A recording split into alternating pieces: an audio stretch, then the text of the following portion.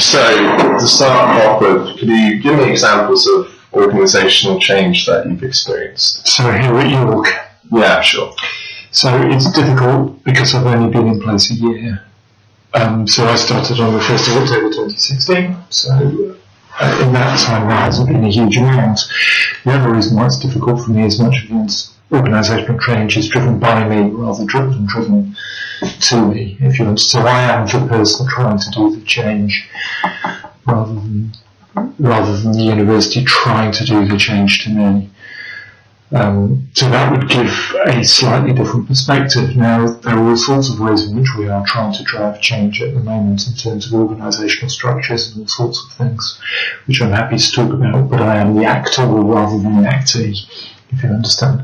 As a dean, I kind of imagine that would be okay. So can you talk to me a bit about some of the change that you've driven? Yes, so when I came here, I was hired on the grounds that our Vice-Chancellor was the DVC at Warwick before he came here, and he said, don't try and become another Warwick. He says, Warwick are very good and they're 30 years ahead of you because we're a young school, so let them get on and do what they do very well. You come in and do something different. So I was tasked with being distinctive as the primary objective. So defining excellence in my own terms and then delivering excellence along those lines. So we are working at the moment towards becoming a highly interdisciplinary school. And we'll talk about that as I go on. But a lot of schools say they're interdisciplinary. In my opinion, they don't mean it. Whereas here, we say we're interdisciplinary and we do mean it. And that has all sorts of implications in terms of the way you organise the school and the ways the school you interact with the rest of the university. And we're in the middle, we are 30% of the way down that process, 25% of the way down that process. And that is making the school more interdisciplinary? Yeah. Which has all sorts of knock-on implications. Okay, and so what kind of things change as part of that process of making it more interdisciplinary? Have you changed kind of the infrastructure, or what have you sort of changed? So we're in the process of discussing this at the moment, but we're in the process of change where the big question is, do you get rid of disciplinary groups within the school? So I'm sure Harriet was, because all management schools have accounting and finance groups and HR groups and organisational behaviour groups, and we've got those here. And we're on the verge of ripping all those up and becoming much more problem-faced. So what is the problem you're facing? And then organising around social problems rather than organising around disciplinary excellence. So if you take one of the themes we would be interested in would be Western decision making, well, you could take that from my perspective as a financial markets guy, or you might take a more qualitative risk perspective, or you might take an organisational risk perspective, or you might take a supply chain risk perspective, but the focus becomes the risk rather than whether you're an accounting and finance person or an HR person or an OB person. It doesn't matter where you come from, it is. So let me step back a little bit. The analogy I often draw is with medical schools, and I think that to get into a top medical journal, you have to be able to establish to the editors of the journal that using your technique makes people better. So you have to come up with a new drug or a new diagnostic or a new surgical procedure that will get you in. And when you get into the good journals, because it's of societal value, and I've becoming increasingly of the view that managerial journals, that publishing has become an objective in its own right, rather than journals publishing papers because they're for societal benefit. And so I want to push the school much more to thinking about the problem and thinking much more about the non-academic world and what impact in most crude terms. I mean it much more broadly than that. But in terms of what is it you're trying to sort out, and once you've worked out what it is you're trying to sort out, then it may well be that the teams you put together are non-standard teams. So let me give you an example. In finance, I've worked on pensions, and several people here have worked on pensions. Now, you could say, if you're in an accounting and finance group, that you're interested in pensions.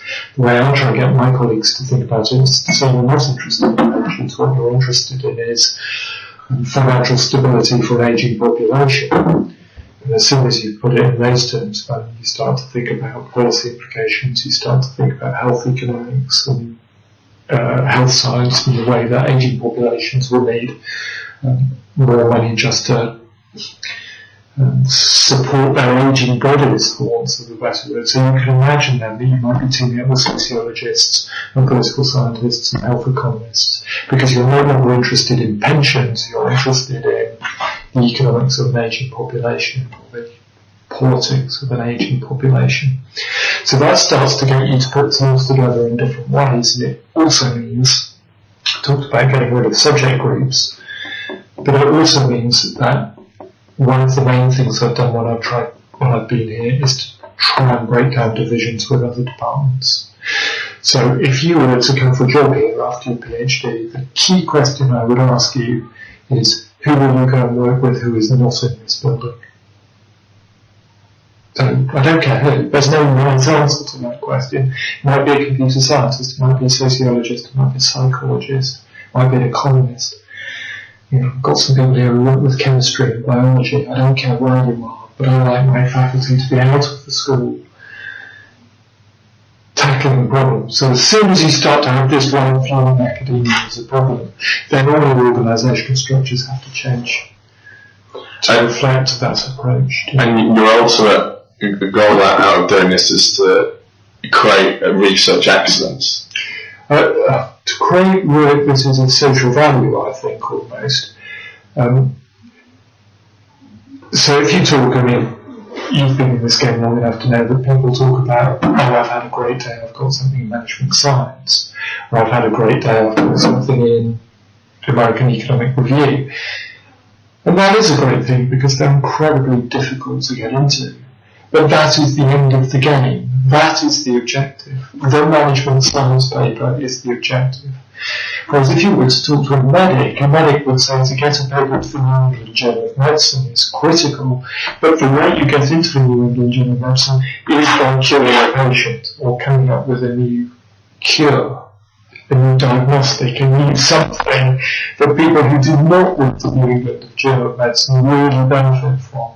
And that's what management schools have lost. That having almost the cart before the horse. Yes. So I think that if you do something of societal value, then it will get into good journals, because editors will see that it's interesting. Whereas we think as the publication as being the objective. So once you start to do things of societal value, then you need different types of teams. And if you're doing interesting work in different types of teams, then in my opinion, and this is the assumption, but there is evidence for this assumption, that good papers will result as a consequence of doing interesting work.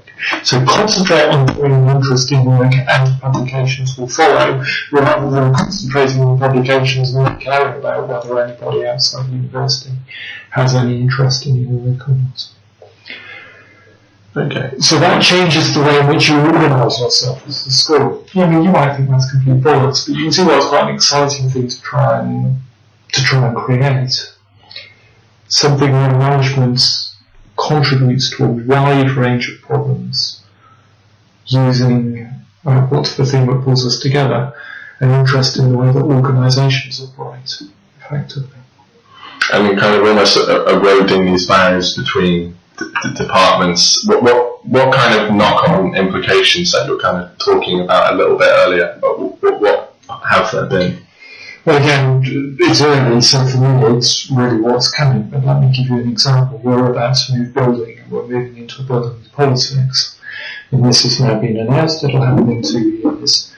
The conversation I'm having at the moment in school is, do you have no physical separation with politics at all?